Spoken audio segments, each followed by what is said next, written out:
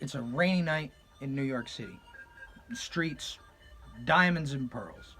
I'm Don Jolly, editor-in-chief of Dagger Magazine, the internet's official shitposting art magazine, daggermag.com. Issue 4 available now. Print issue still available, featuring an interview with John Carpenter, artwork by William Burroughs, and the best artists in the world from the Dagger stable, producing a 112-page monster of a magazine. So if you haven't checked it out, please do.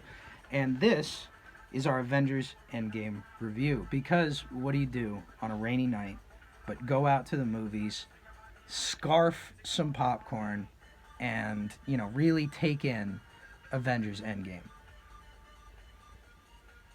Or you could do what we did. Now, this is a spoiler-free review, so don't worry. We're not going to tell you what happens in Avengers Endgame. This is more of a review of some of the weird quality decisions that they made with the movie. For example, this was by far the flickeriest of the Marvel films. The image is constantly jumping.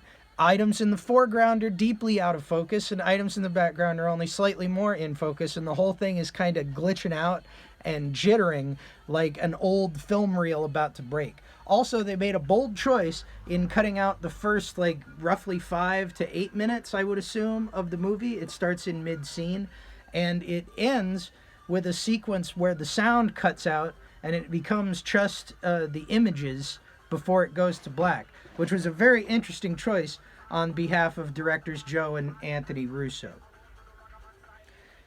It's weird to me that they're so exercised about these Chinese footage leaks, and I've seen even news stories where people are talking about the existence of the cam rip as a sad thing, like a sad reality of the world. Can't we just admit that piracy is, at this point, a moral act? If you fucking pirate a piece of media, you're taking the message that the person is trying to convey. And these Avengers movies are big, expensive messages, but they're still messages. They're trying to send cultural imagery into your fucking head, and they do it very efficiently. You don't even have to go to the movie to be bombarded with imagery from the movie. You see it all over the fucking place. It bathes television. They do fucking car ads. They show up on billboards. In New York, they got these 1984 style electronic kiosks that display inspirational quotes like, "New York is a city of the present. It's hard to be fucked up about the past." It's let me tell you, you could be fucked up about the past in New York City. For example, I've been reading this Mighty Avengers comic. And what they did when they made this Avengers Endgame movie is they basically took the ideological complexity and the interest of this, which you could buy for $1.50 in 1978. There, can you see it now? There you go. Okay, The Mighty Avengers, Deluxe Treasury Oversized Edition. Now, I didn't have this when I was a kid, but I had a coffee table book that reprinted pages from Marvel Comics, and this is one of the pages that they reprinted. So let's look at this. This is the kind of thing that they're putting on the screen. Okay? This is as good as it can be. It's the poem Ozymandias by Percy Bysshe Shelley, cut up onto a sequence of panels where a young black child is going through a junkyard, and he finds the severed head of a megalomaniacal robot, and he kicks it over his shoulder because tyrants always fall. But let me tell you, that's how I first read Ozymandias. This is a powerful cultural payload. This is an interesting thing. Did anything in Avengers Endgame get this good? Absolutely not. But let's say, for the sake of argument, they've taken the fucking comic book formula and they've put it they've put it into the movies in a huge way, and they've made it massively successful. And they don't really have any moments like this. They take a lot of the pathos, a lot of the character arcs, and they put them onto the screen. They did a good job building 22 films of continuity. They made it like the comic book. So if you like the comic book, should you like what they've done with the movie? Yeah, sure, I think you're free to. I can't hate what they did, but I'll tell you for damn sure I'm not going to pay $20 to go see it at the multiplex. Matt was talking, Matt has kids. For him to go out to the movies is $120, and that's minus snacks. you're not even paying to see the fucking movie. You're paying for recency because you know at the very least it's going to come out on Blu-ray, and then you're going to be able to watch the entire thing in high quality just by going to DuckDuckGo and typing in Avengers Endgame Putlocker, and then you'll be able to watch it. And it's going to be on that fucking Disney service that everybody's going to sign up for. Like, they made a movie that capped off 22 films of continuity and like gave everybody closure and character arcs. Like, from a story perspective, it's pretty well done. But it's the cultural payload that it is sending. Like, what I'm saying about that makes this so good is that it's literally just a delivery mechanism for the poetry. Okay? There is no poetry at the end of the Disney delivery mechanism. So I say that Avengers Endgame is totally fine, but you should watch it in the Chinese cam rip as I have done. Because you don't owe these guys fucking anything. And you could have a better experience literally reading their old trash. Look at this. Like, all the fucking feminism and comics debates.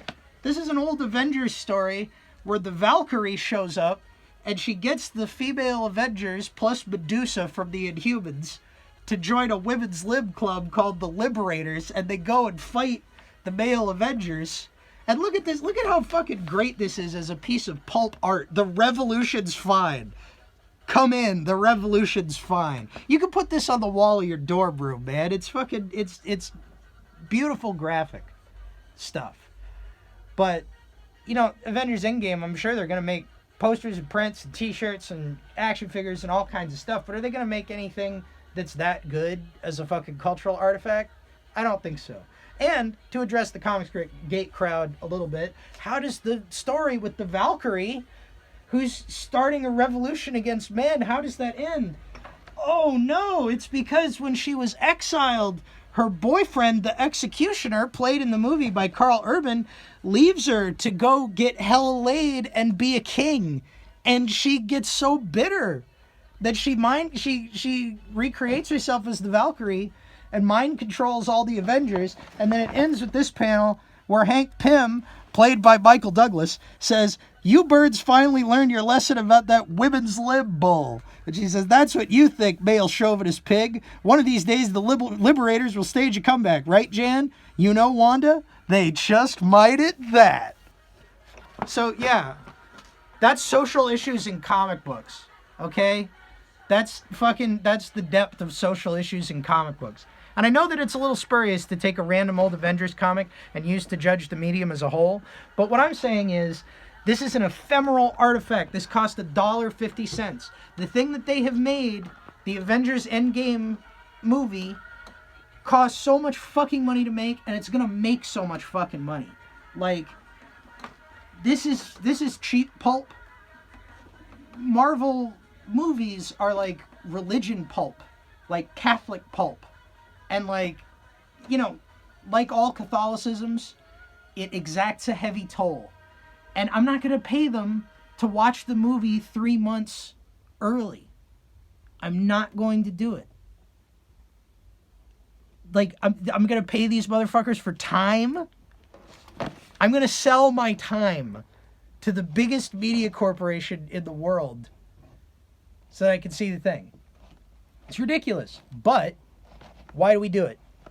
We do it because everybody talks about fucking Avengers Endgame. I was looking at a guy on YouTube, or no, it was somebody in the chat on daggermag.com/forum. Excellent posting, guys. But it was somebody on the Dagger forums was talking about how he overheard like an old boomer woman talking about Thanos on an airplane. Like, just an out-of-touch woman, and she's like got this weird purple guy from fucking the Captain Marvel comic wired into her head. And these movies have massive fucking penetration. They make a lot of money. They're super fucking successful.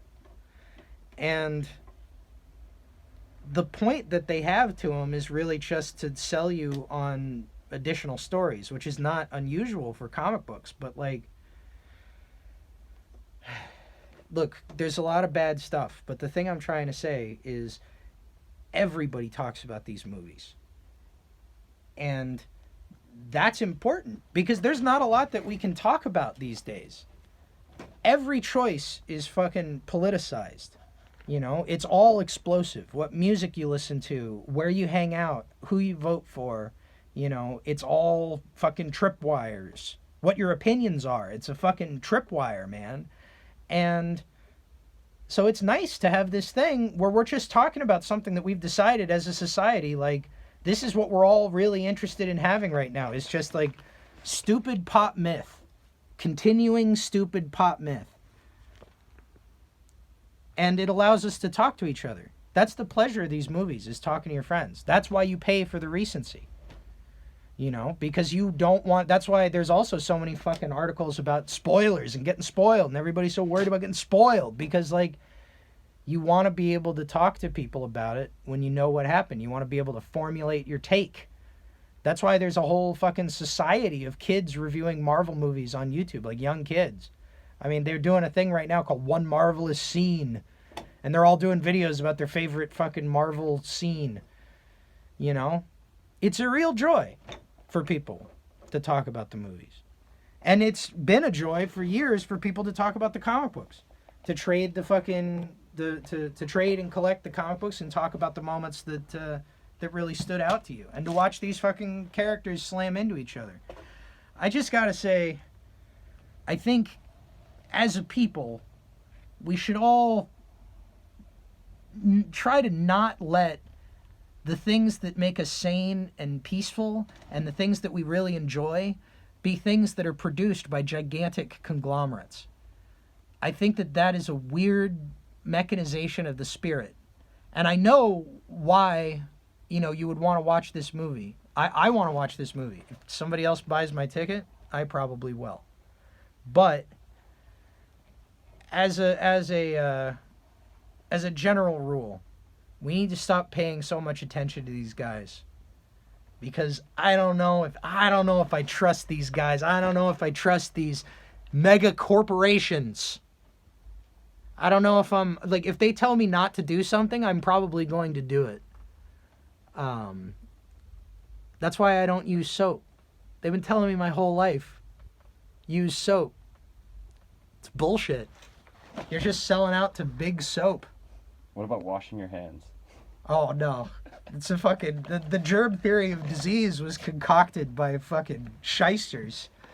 There's a... You gotta fucking maintain, man. You gotta maintain.